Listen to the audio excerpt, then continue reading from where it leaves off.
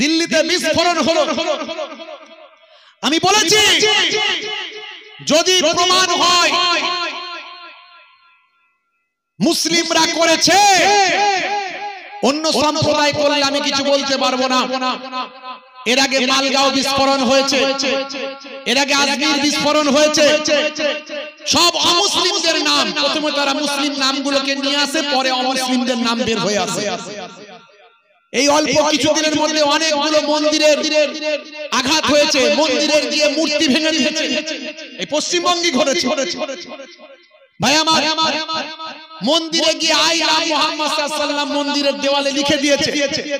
প্রথমে তারা মুসলমানদের নামগুলোকে মিডিয়ায়, গদি মিডিয়ায় প্রচার করেছে, পরে দেখা যাচ্ছে এগুলো সব অমুসলিম, মুসলমান নয়।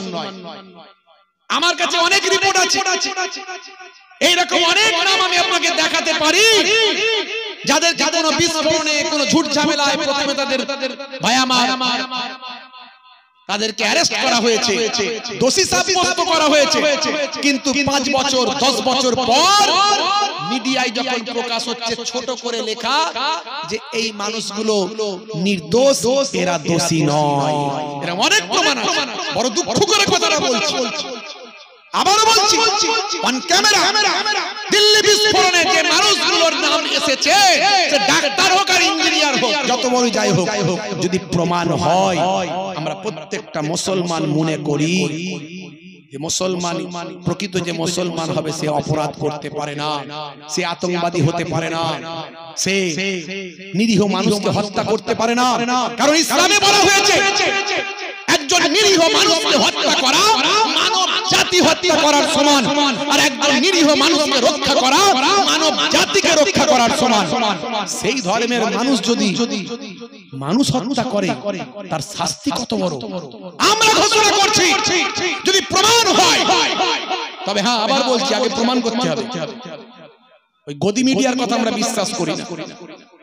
ওই সব এখন কিছু এজেন্সি বেরিয়েছে, ওই এজেন্সিদের কথা আমাদের আর বিশ্বাস নাই, তার প্রমাণ আমাদের কাছে আছে। এরকম অসংখ্য প্রমাণ দেব, 5 বছর 10 বছর পর সব নির্দোষ প্রমাণিত হচ্ছে।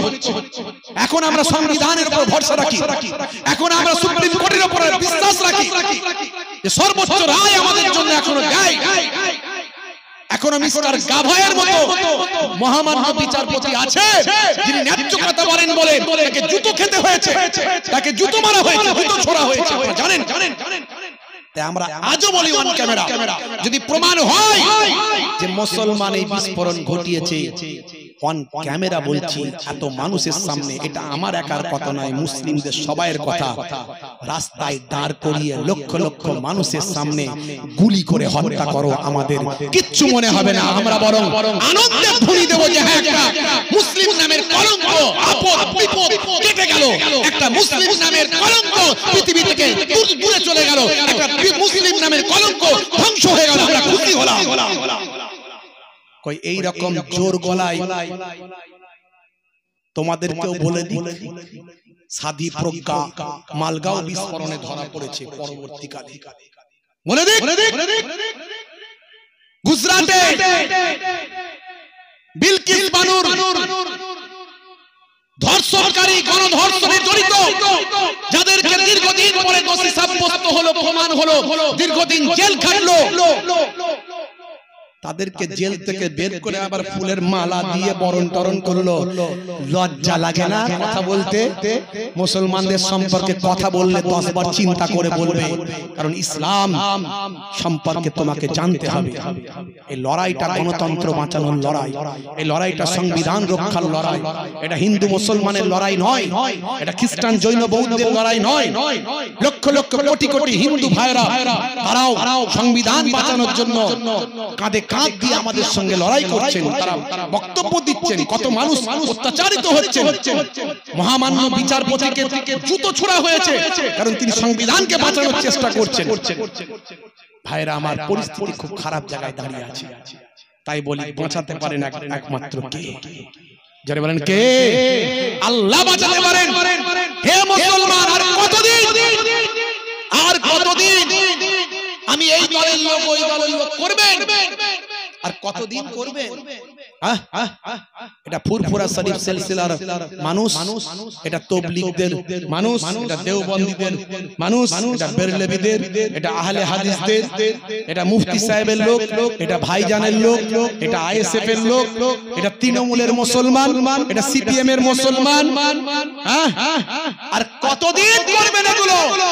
বন্ধ করুন এসব বন্ধ করুন। সংবিধানকে বাঁচান, সংবিধান বাঁচলে দেশ বাঁচলে আপনি বাঁচবেন।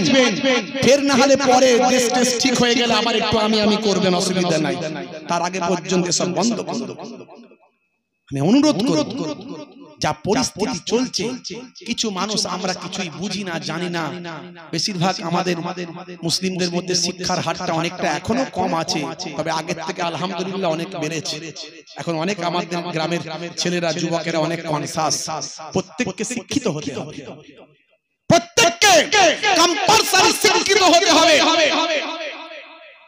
অনাহারে অর্ধাহারে থাকলেও সন্তানকে মানুষের মতো মানুষ করতে হবে। আপনার সন্তানের মেধা আল্লাহ কি দিয়েছে আপনি জানেন না। ঘষা মাজা করলে ওই ছেলেটা যে আবার এপিজে আব্দুল কালাম হবে না, কে বলতে পারে? এপিজে আব্দুল কালাম ভারতের গর্ব। যতই এক শ্রেণীর মানুষ মুসলমানদের কটূক্তি করুক, এপিজে আব্দুল কালামের নামটা যখন তার সামনে বলে দেবেন, লজ্জায় মাথাটা নত হয়ে যাবে। কোন মুসলমান গোষ্ঠীর বিরুদ্ধে, সম্প্রদায়ের বিরুদ্ধে আমরা কলঙ্কিত করছি?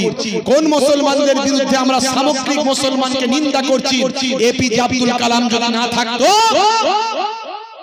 ভারতবর্ষ পরমাণু বোমা কোথায় পেত? অ্যাটম বম কিভাবে হতো? মিসাইল ম্যান কি করে হতো? ভাই আমার, ভারতবর্ষের সেই উজ্জ্বল নক্ষত্র এপিজে আব্দুল কালাম আপনার ঘরের সন্তানটা আবার হতে পারে। এপিজে আব্দুল কালামের পিতার কে ছিলেন জানেন? যারা এই দাড়িওয়ালা টুপিওয়ালা মানুষদের ঘৃণা করেন, বড় লজ্জা লাগে, দুঃখ লাগে। সবচেয়ে বেশি দাড়িওয়ালা টুপিওয়ালা মানুষগুলো এই স্বাধীনতা সংগ্রামে অংশগ্রহণ করেছিল। আজ তাদের এই জন্য মাদ্রাসাগুলোর উপর রাগ। এরা প্রমাণ করতে চাই মাদ্রাসায় জঙ্গি শিক্ষা দেওয়া হয়। আমি অন ক্যামেরায় বলছি, প্রত্যেকটা মাদ্রাসাকে ভিজিট করুন, প্রত্যেকটা মাদ্রাসা সিভিল ড্রেসে ঢুকুন, ঢুকে দেখুন সেখানে তরোয়াল প্রশিক্ষণ দেওয়া হচ্ছে না, বল্লা প্রশিক্ষণ দেওয়া হচ্ছে না, কোন রকম ভাইয়ামা তাদেরকে দেশবিরোধী কার্যকলাপ শেখানো হচ্ছে। বরং মাদ্রাসায় শেখানো হয় হুব্বুল ওয়াতানি মিনাল ঈমান, দেশ প্রেম হলো ঈমানের অঙ্গ।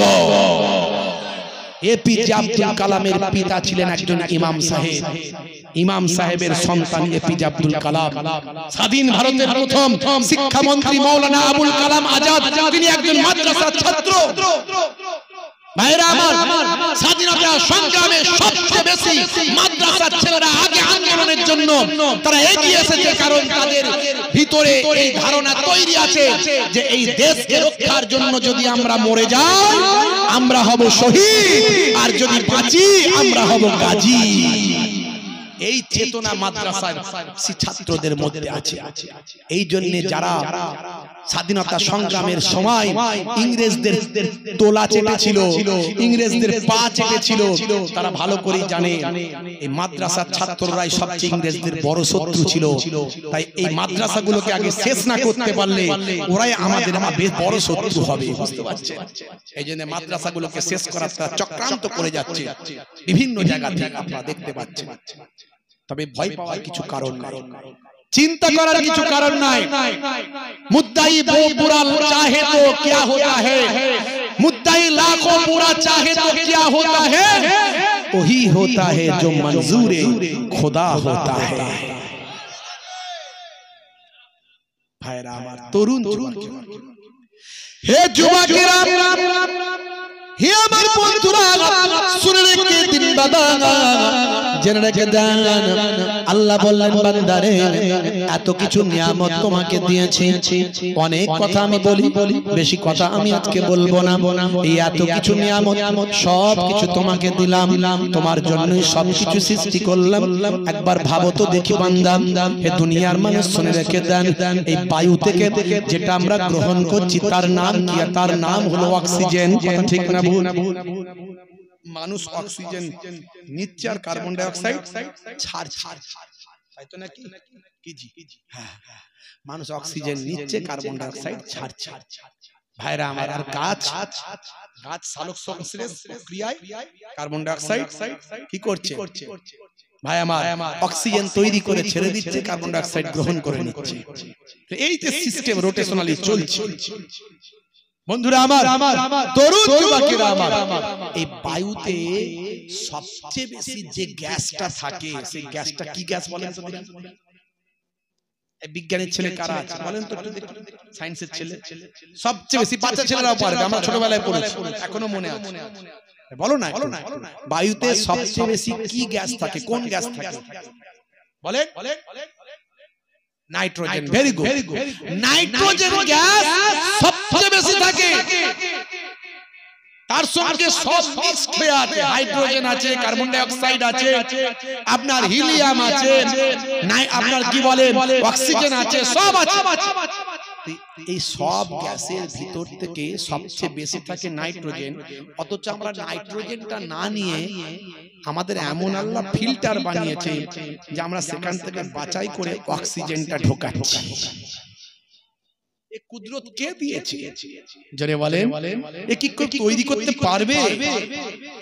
আপনাদের জিহবা আছে, জিহবা, এই জিহবাকে তিনটে ভাগে ভাগ করা হয়েছে। যেখানে টকের টেস্ট পান সেখানে মিষ্টির টেস্ট পাবেন না, যেখানে মিষ্টির টেস্ট পান সেখানে ঝালের টেস্ট পাবেন না। এই অগ্রভাগের টেস্ট আলাদা, মিডিল পজিশনের টেস্ট আলাদা, আর ভিতরের দিকের জীবের পজিশনের টেস্ট আলাদা। আমরা কিন্তু জানি না, সায়েন্স আমাদেরকে জানিয়ে দিয়েছে যে এই ব্যাপার। শুধু আমরা কল্পনা করতে পারি আল্লাহর কি করুণা, আল্লাহর কি দয়া। এই জীবকেও তিন ভাগে ভাগ করা হয়েছে, বিভিন্ন জায়গায় বিভিন্ন রকম টেস্ট। যে টেস্টটা আমার অগ্রভাগ নিতে পারে সেটা মধ্যম ভাগে নিতে পারে না। ভাবুন তো একবার বন্ধুরা আমার, তরুণ যুবকেরা আমার, হে তরুণ যুবকেরা, এরকম ভাবে যদি কথা বলি, অনেক কথা আমরা বলতে পারি। হে মানুষ, হে মানুষ, আমি আল্লাহ তোমাকে এত নিয়ামত দান করেছি। বাল তুসিরুনাল হায়াতাদ দুনিয়া ওয়াল আখিরাতু খায়রুন ওয়া আবকা। এই দুনিয়া হলো তোমাদের জন্য ক্ষণস্থায়ী, আর পরকালটা হলো তোমাদের জন্য চিরস্থায়ী। ওরে বান্দা শুনে রেখে দাও, জেনে রেখে দাও, এত নিয়ামত আমি তোমাকে দিলাম, বান্দা তুমি কিসের অহংকার করো? আজ তোমার টাকা হয়েছে, আজ তোমার গাড়ি হয়েছে, আজ তোমার বাড়ি হয়েছে, আজ তোমার জমি হয়েছে, আজ তুমি সম্পদের মালিক হয়েছো, তোমার শরীর স্বাস্থ্য বেড়েছে, শক্তি পেয়েছো, লোকবল, জনবল, অর্থবল তোমার হয়েছে। কিন্তু মানুষ অহংকার কেন করছো? অহংকার করো না। তোমার সারা শরীর থেকে, যেখান তোমার কাছ থেকে শুধু গন্ধ, দুর্গন্ধ ছাড়া সৌগন্ধ পাওয়া যায় না। তোমার সারা শরীরটাই দুর্গন্ধ। তোমার কিসের অহংকার? খালি তো শুধু ওই পারফিউম মারো, দুর্গন্ধকে সুগন্ধ করার জন্য শুধু পারফিউম মারছো। ভালো করে ভেবে দেখো, তোমার পায়খানা যেটা বের হয় সেটা নিশ্চয়ই সুগন্ধ নয়, সেটা দুর্গন্ধ। পেচ্ছাপ যেটা বের হচ্ছে সেটাও নিশ্চয়ই সুগন্ধ নয়, সেটাও দুর্গন্ধ। তারপরে তোমার এই যে নাকের ছিদ্র আছে, এখান থেকে মালকড়ি মাঝে মাঝে বের হয়, মালকড়ি মাঝে মাঝে বের হয়, সর্দি টর্দি হলে বের হয় না, তো ওটা কি সুগন্ধ নাকি? ওটাও দুর্গন্ধ। এই দুদিকে দুটো কানের ফুটো আছে, ওটা থেকে কি ভালো কিছু বেরোয় নাকি? যখন কিছু বেরোয় ঠান্ডা ফান্ডা লেগে গিয়ে পুষ্টু যেটা ওটা বা আরো কিছু, ওটাও কিন্তু দুর্গন্ধ, সুগন্ধ কিছু না। তোমার শরীরে কোটি কোটি ছিদ্র দিয়েছি আমি, যখন তুমি ঘেমে যাও এত দুর্গন্ধ। পাশে কেউ বসে, একটু দূরে বস না ভাই, তোর ঘামের বড্ড গন্ধ জানিস, একটু দূরে বস।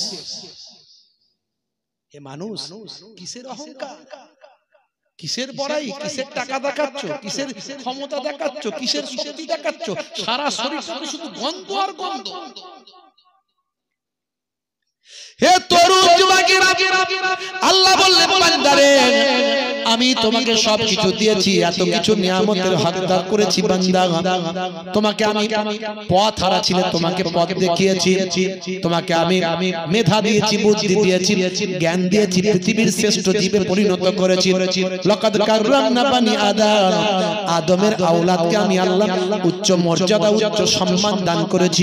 শুধু তাই নয়, লাকাদ খালাকনাল ইনসানা ফি আহসানি তাকবীর। আমি মানুষকে সর্বাপেক্ষা সুন্দর করে সৃষ্টি করেছি, এত কিছু দিয়েছি, তারপরও আমি আল্লাহ, হে মানুষ কিসের তুমি অহংকার করো? এত কিছু দেওয়ার পরেও, এত নিয়ামত পাওয়ার পরেও কেমন করে আমি আল্লাহকে ভুলে থাকো? কেমন করে নাশুকরি করো? কেমন করে আমার অবজ্ঞা করো? কেমন করে তুমি অন্যায় অপরাধের ভিতরে লিপ্ত থাকো? কেমন করে ধরাকে সরা মনে করো? হে মানুষ কিসের তোমার অহংকার? एक मच्छर आदमी को हिजड़ा बना देता है, एक मच्छर आदमी को हिजड़ा बना देता है। ये हमारे भारतवर्षের একজন সিনেমা আর্টিস্ট, বিখ্যাত ফিল্ম স্টার, নাম হলো মিস্টার নানা পাটেকার। এই তার এই ডায়লগটা শুধু ভারতবর্ষ নয়, পৃথিবীর বেশ কটা দেশের মানুষের কাছে ফেমাস। যারা বিশেষ করে হিন্দি উর্দু বোঝে তারা এই কথাটাকে খুব গ্র্যান্ড করেছে। কেন জানেন? তার কারণ হচ্ছে কথাটা শুনতে একটা অন্যরকম মনে হলো, এই কথাটার অন্তর্নিহিত একটা অর্থ আছে। মানে কি, এক মচ্ছর আদমি কো হিজড়া বানা দেতা है, একটা মশা একটা মানুষকে হিজড়া বানিয়ে দেয়।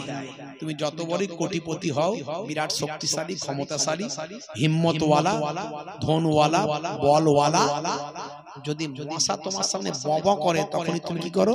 খাটাস খাটাস। রাস্তায় মাঝে মাঝে দেখবেন পয়সা চাওয়ার আগে খাটাস খাটাস করে হাততালি কারা মারে? আমরা সম্মান দিয়ে একটু অন্য ভাষায় বলি থার্ড জেন্ডার, তাই তো, থার্ড জেন্ডার। আর গোদা বাংলায় লোকে বলে হিজড়া। যাই হোক, তো মিস্টার নানা পাটেকার এই যে কথাটা বলেছেন, একটা অন্তর্নিহিত অর্থ হলো, হে মানুষ তোমার কিসের অহংকার, কিসের তাকাব্বুরি, কিসের ক্ষমতা, কিসের লোকবল জনবল, কিসের বড়াই করো? তুমি যত বড়ই যাই হও, একটা মশা তোমাকে হিজড়া বানিয়ে দেয়। এই জন্য মানুষের কাছে কথাটা ফেমাস। সেই মিস্টার নানা পাটেকার তিনি বললেন, হে মুসলমান, আমি তোমাদের স্যালুট জানাই, আর তোমাদের কোরআনের বাণী আমার হৃদয়টা ছুঁয়ে যায়।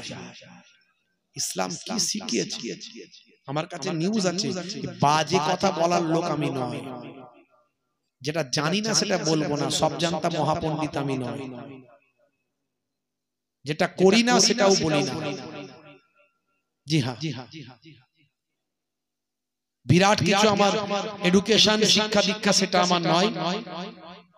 আপনারা জানেন আমি নিজেও বলি এখনো যে আমি এখনো ছাত্র, এখনো স্টুডেন্ট। তার কারণ 1450 বছর আগে আল্লাহর নবী বলেছেন, উতলুবুল ইলমা মিনাল মাহদি ইলাল লাহাদ, তুমি মায়ের কোল থেকে মৃত্যুর কোল পর্যন্ত শিখতে থাকো, শেখার কোনো শেষ নাই। যাকে সারা জীবন শিখতে হয় সে আবার কিসের টিচার? সে তো স্টুডেন্ট। আমি বলি আমি স্টুডেন্ট। তারপরও আপনারা জানেন যে আমি একটা হাই স্কুলের টিচার, প্রায় 17 বছর হয়ে গেল। যেটুকু আমার পড়াশোনা আল্লাহ দিয়েছেন, title MA, master degree, BEd, এগুলো একটা টুকটাক করেছি। কিন্তু তারপর আমার মনে হয় আমি কিছুই জানি না, আমি কিছুই জানি না মনে হয়। ভাইরা আমার, মিস্টার নানা পাটেকার তিনি একজন মহান ব্যক্তি, আমাদের গর্ব ভারতবর্ষের। তিনি একজন অ্যাক্টর, অভিনেতা, মেবি, কিন্তু তিনি একজন ভালো মানুষ। তিনি ভালো মানুষ হিসেবে আমি তাকে শ্রদ্ধা করি। তিনি দানশীল, তিনি একজন দাতা মানুষ, তিনি একজন সোশ্যাল ওয়ার্কার। মহারাষ্ট্রে খরা হয়েছে, খরা। এই খরার সময় বহু মানুষ আত্মহত্যা করে, আজও করে, এখনো। ওইদিককারের চাষিরা অনেক ধার দেনা করে চাষবাস করে, তো ওইদিকে আমাদের মতো এত উন্নত ভাই আমার, ভূমি নয়, খুব কষ্ট করে ওরা জীবন যাপন করে। আর যখন খরা হয়ে তাদের চাষবাস ধ্বংস হয়ে যায়, তখন তাদের মধ্যে অনেক মানুষ আত্মহত্যা করে। এই খবরটা নিউজ হলো, তারপর মিস্টার নানা পাটেকর যখন জানতে পারলেন, তিনি অনেক প্যাথেটিক, মানে অনেক দুঃখজনক এই ঘটনার মধ্যে নিজেকে নিমজ্জিত করে তিনি সিদ্ধান্ত নিলেন, আমি তাদের পাশে গিয়ে দাঁড়াবো। তিনি তার অর্জিত অর্থ ব্ল্যাঙ্ক চেক সেটা নিয়ে মহারাষ্ট্রে গেলেন, ওই প্রত্যন্ত এলাকায় গিয়ে তিনি বললেন, এখানে আমি শুনেছি অনেক মানুষ আত্মহত্যা করেছে, তাদের পরিবারকে আমি কিছু সাহায্য করতে চাই, তোমরা একটু লাইন দিয়ে দাঁড়াও। আর যদি কারো এরকম পরিকল্পনা থাকে, আমি অনুরোধ করছি তোমরা আত্মহত্যা করো না, আমাকে বলো, আমি তোমাদের আমার সাধ্যমতো অর্থ দিয়ে যাচ্ছি। মিস্টার নানা পাটেকর প্রায় 100 খানারও বেশি চেক বিতরণ করেছিলেন। তিনি যত মানুষকে চেক দিয়েছিলেন, তার মধ্যে যারা আত্মহত্যা করেছে কোন মুসলমানের নাম তিনি পেলেন না। তিনি জিজ্ঞাসা করলেন, আচ্ছা কোন মুসলিমদের বাসটা সেখানে নাই নাকি? বলে হ্যাঁ আছে, একটু পাশের পাড়ায়, একটু আগে। আচ্ছা ওখানে কতজন আত্মহত্যা করেছে? তাহলে ওখানে আত্মহত্যা করার খবর স্যার আমরা পাইনি। ওখানে কি খরা হয়েছে? বলে হ্যাঁ একই তো ব্যাপার, সব তো একই এলাকা। চলো তো দেখি গাড়ি ঘোড়াও। মুসলিম পাড়ায় গেলেন, গিয়ে মসজিদের সামনে দাঁড় করিয়ে দিয়ে লোককে বললেন, দেখো আমি বলিউড ফিল্ম স্টার নানা পাটেকর এসেছি, আমি একটু তোমাদের পাশে দাঁড়ানোর জন্য এসেছি। তোমাদের এখানে প্রচুর মানুষ খরা কবলিত এলাকায় আত্মহত্যা করছে, তাই আমি তোমাদের একটু সমবেদনা জ্ঞাপন করতে এসেছি, আর তোমাদের বলতে এসেছি যেন তোমরা কেউ আত্মহত্যা করো না। যার যা অসুবিধা আমাকে বলো, আমি আমার সাধ্যমতো তোমাদের একটু হেল্প করবো, টাকা পয়সা দিয়ে যাব, তোমরা আত্মহত্যা করো না। হে তরুণ যুবকেরা, হে আমার বন্ধুরা, শুনে রেখে দিন বাবা, জেনে রেখে দেন। হে মুসলমান একটু লক্ষ্য করুন, এমন সময় দেখতে পাওয়া যায় মিস্টার নানা পাটেকরের সামনে কয়েকটা মুসলমানদের যুবক এলো, এসে বলে, হে বলিউড ফিল্ম স্টার মিস্টার নানা পাটেকর, শুনে রেখে দিন, জেনে রেখে দিন, আপনি একজন ভালো মানুষ, গ্রেট ম্যান, কিন্তু মনে রাখবেন আপনি মুসলিম পাড়ায় এসেছেন, আপনি জিজ্ঞাসা করেছেন মুসলমানদের মধ্যে কত মানুষ আত্মহত্যা করেছে। শুনে রাখুন, আমরা অনাহারে ওয়ানাহারে দিন কাটাচ্ছি, আমরা না খেয়ে না দিয়ে দিন কাটাচ্ছি, আমাদের বাচ্চারা অনাহারে ওয়ানাহারে দিন কাটাচ্ছে। খরা আমাদের এখানেও সমানভাবে হয়েছে, আমরাও খেতে পাইনি, অসহায় অবস্থায় জীবন কাটাচ্ছি, কিন্তু আমরা আমাদের এখান থেকে কোনো আত্মহত্যার খবর আপনি পাবেন না। কারণটা কি? কারণ হলো আমরা হলাম মুসলিম। ছোট্টবেলা থেকে আমাদের এই শিক্ষা দেওয়া হয়, যত কষ্টই পড়ো না কেন, যত বিপদেই থাকো না কেন, তুমি আত্মহত্যা করতে পারো না। এক্সেপশন, ব্যতিক্রম, এক আধটা কেস হলে হতে পারে, সেগুলো অজ্ঞ, মূর্খ, মেন্টালি সমস্যা।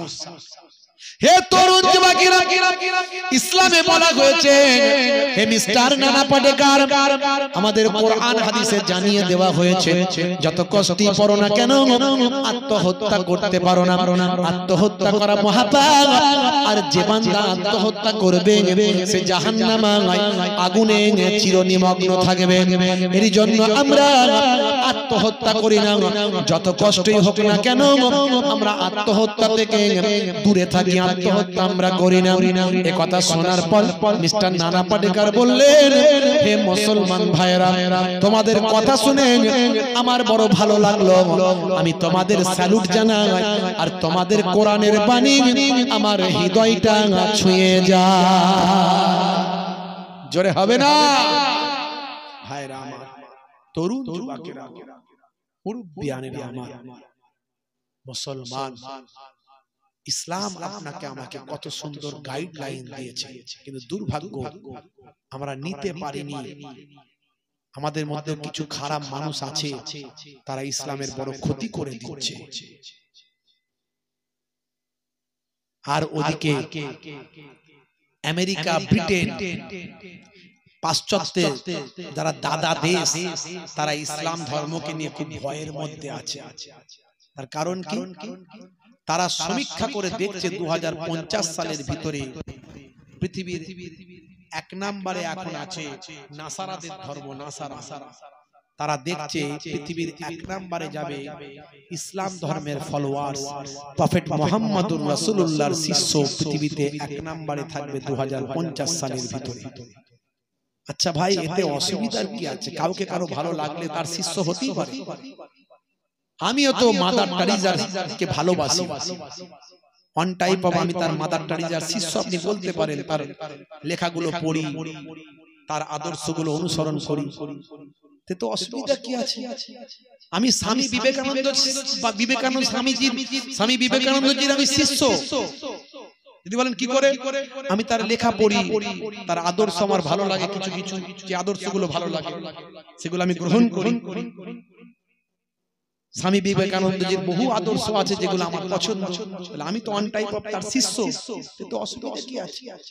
সারা বিশ্বের একটা বেশি মানুষ যদি কারো শিষ্য থাকে তো দুঃখ করার কিছু নাই, হতেই পারে না। এর মধ্যে রাজনীতি আছে, ক্ষমতা আছে, শক্তি প্রদর্শন আছে, অনেক কিছু ব্যাপার। পৃথিবীতে প্রায় 60টার কাছাকাছি মুসলিম প্রধান দেশ আছে, তার মধ্যে 57টা হলো ওআইসি ভুক্ত দেশ। খুব সুন্দর করে বলেছেন হিস্টোরিয়ান রাম পুনিয়ারি খুব সুন্দর করে বলেছেন যে সারা বিশ্বে মুসলমানদের সম্পর্কে একটা ভীতি তৈরি করার চক্রান্ত চলছে। মুসলমান মানে ভয়ঙ্কর, মুসলমান মানে টেররিস্ট, মুসলমান মানে আতঙ্কবাদী, মুসলমান মানে সব শেষ করে ফেলবে। এই একটা চেষ্টা চলছে সারা পৃথিবীতে। এটা কারা করছে? যারা ক্ষমতা ভোগ করতে চায় তারা, যারা ক্ষমতা ভোগ করতে চায় তারা। মিস্টার ঐতিহাসিক রাম পুনিয়ারি তিনি বলছেন পৃথিবীতে প্রায় 57টা ওআইসি দেশ আছে, মুসলিম প্রধান দেশ। তার মধ্যে মুসলিম প্রধান দেশে সবচেয়ে বেশি মুসলমান যে দেশে বাস করে সেটা হলো ইন্দোনেশিয়া। আপনি বলুন তো, ইন্দোনেশিয়ায় কোন আতঙ্কবাদী হামলা শুনেছেন হয়েছে?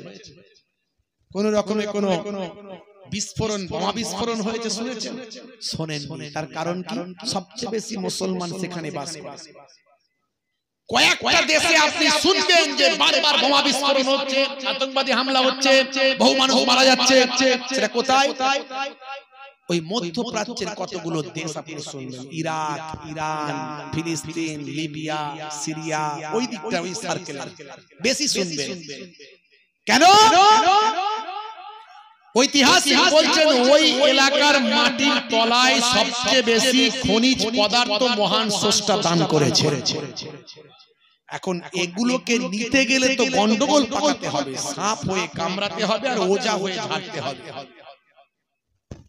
আফ্রিকা মহাদেশে বিভিন্ন দেশগুলোতে প্রচুর পরিমাণে প্রাকৃতিক সম্পদে ভরপুর, কিন্তু আফ্রিকার মানুষেরা সবচেয়ে গরিব। সেনেগাল, সুদান, এসব জায়গার মানুষগুলো দেখবেন কালো কালো মানুষ, খেতে পায় না, অনাহারে দিন কাটায়, খালি পায়ে থাকে। বাচ্চাগুলোকে দেখলে আপনার মায়া হবে। পৃথিবীর মানুষ এদেরকে মানুষ মনে করে না, কিন্তু প্রত্নতত্ত্ববিদরা বলছে এই দেশগুলোর মাটির তলাতে সবচেয়ে বেশি ভাই আমার প্রাকৃতিক সম্পদে ভরপুর হয়ে আছে। আর ওই বেটারা অসভ্য, বর্বর, শিক্ষার নামের কলঙ্ক, শিক্ষিত মূর্খ, অভ্যাস ব্যবহার ভালো যত। কবিগুরুর ভাষায় বলি, এদের জন্য আমার বার্তা কবিগুরুর ভাষায়, কবিগুরু রবীন্দ্রনাথ ঠাকুরের ভাষায়, অভ্যাস ব্যবহার ভালো যত, শিক্ষাও সে জানিবে তত, মুখে জানে ব্যবহারে নাই, সে শিক্ষার মুখে ছাই। এরা শিক্ষার মানে শিক্ষিত বর্বর, এরা ওই অসহায় মানুষগুলোর সুযোগ নিয়ে তাদের মধ্যে এক একটা গোষ্ঠী দল করে তাদের কাছে অস্ত্র তুলে দিয়ে তাদেরকে খুনাখুনি মারামারি লাগিয়ে এরা ছাড়াতে যায়। ছাড়াতে গিয়ে এরা মাটির তলা থেকে এদের প্রাকৃতিক সম্পদগুলোকে লুটে নিয়ে গিয়ে পৃথিবীর বড় লোক বড় দাদা সেজে ঘুরে বেড়ায়। এই ইসলামোফোবিয়া এটা অনেক দেশেতে শুরু করেছে, আমাদের ইন্ডিয়াতেও শুরু হয়েছে। 5 বছর পর 10 বছর পর যেগুলোকে অ্যারেস্ট করা হচ্ছে সেগুলোকে নির্দোষ বলে দেয়া হচ্ছে, তখন ছোট করে লেখা হচ্ছে পেপারে, কেউ জানে না।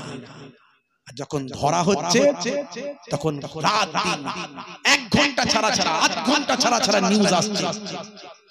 মুসলমান কোন অন্যায় করলে তাকে বলা হচ্ছে আতঙ্কবাদী, জঙ্গি। ভালো করে দেখবেন, অমুসলিম যদি কোনো অন্যায় কাজটা করে বলে বন্দুকবাজ, বলে অপরাধী, বলে মেন্টালি সমস্যা ছিল। হ্যাঁ, এই হচ্ছে মিডিয়া। তবে এখনকার যুবকেরা বুঝতে শিখেছে আমাদের অন্যায়ের বিরুদ্ধে প্রতিবাদ করতে হবে, গর্জে উঠতে হবে। আপনার কাছে মোবাইল আছে মানে আপনি একজন মিডিয়া, আপনি একজন মিডিয়া। গণতন্ত্রকে সামনে রেখে সংবিধানকে মান্যতা দিয়ে শৃঙ্খলাবদ্ধভাবে এবং শালীন ভাষায় প্রতিবাদ করবেন, কোনো বাজে কথা বলে নয়, বুঝিয়ে দিয়ে অন্যায়ের বিরুদ্ধে রুখে দাঁড়ান। যদি অন্যায়ের বিরুদ্ধে রুখে দাঁড়াতে না পারেন, 1000 মানুষ যদি একটা ভালো মানুষকে চোর চোর চোর চোর বলে, লোকে কিন্তু বিশ্বাস করবে যে এতগুলো মানুষ চোর বলছে, সে তো কিছু বলেনি, তাহলে নিশ্চয়ই চুরি করেছে।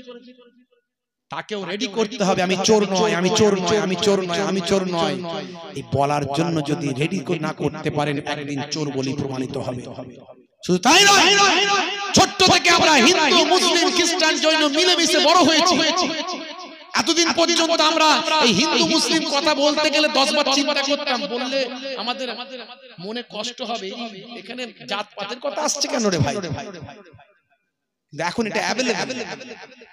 নেতারা প্রত্যেক দিন সকাল থেকে রাত পর্যন্ত যদি হিন্দু মুসলিম মন্দির মসজিদ না বলে, ওরা নেতা হতে পারবে না, ওদের পয়সা ঢুকবে না। বুঝতে পারছে? আল্লাহর সম্পর্কে কথা বলছে, নবীর সম্পর্কে কথা বলছে। হে তরুণ যুবকেরা, হে আমার বন্ধুরা, শুনে রেখে দিন বাবা, জেনে রেখে দেন, এই সব থেকে বাঁচতে পারেন, আমাকে আপনাকে বাঁচাতে পারেন একজন। তিনি কে? তিনি হলেন আপনার আমার মহান আল্লাহ। কারণ আমার আল্লাহ সব কিছুকে নিয়ন্ত্রণ করে। মানুষের ব্রেন, মানুষের চিন্তা ভাবনা, মানুষের অ্যাটিটিউড, সবকিছু নিয়ন্ত্রণ করছেন কে? যারা বলেন কে? আল্লাহ। হে তরুণ যুবকেরা, আপনাকে আমাকে ঈমানি শক্তি বাড়াতে হবে, ঈমানি শক্তি বাড়াতে হবে। হে তরুণ যুবকেরা, হে আমার মুরব্বিয়ানেরা, শুনে রেখে দিন বাবা, জেনে রেখে দেন। আমি একটা হিকায়াত, একটা ওয়াকিয়া আপনাকে ছোট বলি, বেশি লম্বা চওড়া করব না, সময় কিন্তু কম। একটা ওয়াকিয়া ছোট্ট করে বলে দিন, কেমন ঈমানি শক্তি বাবা আখেরি জামানায় এমন একটা সময় এসে উপস্থিত হয়েছে, আমরা আমাদের ঈমানকে রাখা বড্ড দায় হয়ে যাবে, ঈমানকে রক্ষা করা বড় কষ্টকর হয়ে যাবে। আপনি মুসলমান, আপনি বুক ফুলিয়ে বলতে পারবেন না আমি মুসলমান। আপনি নামাজি, আপনি বুক ফুলিয়ে নামাজটা পড়তে পারবেন না। আপনি দাড়িওয়ালা, আপনি দাড়িটা ভাই আমার বুক ফুলিয়ে রাস্তা দিয়ে দাড়িটা রেখে আপনি যেতে পারবেন না। আপনার দাড়ির উপর আঘাত আসবে, আপনার টুপির উপর আঘাত আসবে, আপনার জুব্বার উপর আঘাত আসবে, আপনার নামাজের উপর আঘাত আসবে। এই সময় মুসলমান নিজের ঈমানকে কেমন করে রক্ষা করবে? হে তরুণ যুবকেরা, আখেরি জামানায় মনে রাখবেন বাবা, হাতের তালুতে আগুনের কুণ্ড রাখা সহজ হবে, হাতের তালুতে আগুনের কুণ্ড রাখা সহজ হবে, কিন্তু মুসলমানের ঈমান রাখা কঠিন হয়ে যাবে। ঈমান রাখা কঠিন হয়ে যাবে আখেরি জামানায়। বুঝতে পারছেন?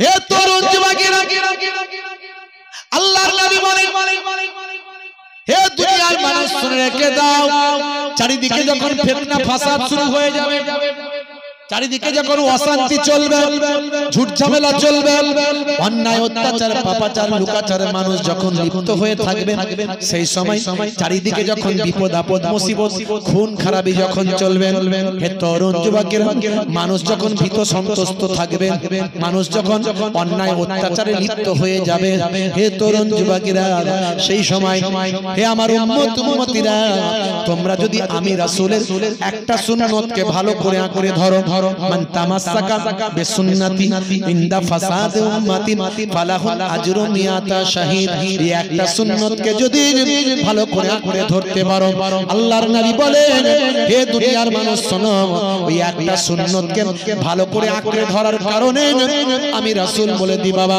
আমার আল্লাহ তাআলা তোমার নামাজ আমলে 100টা শহীদের সওয়াব দেবে। জোরে হবে না? কঠিন পরিস্থিতি, ঈমানকে বাঁচাতে হবে, ইমানি শক্তিকে বাড়াতে হবে।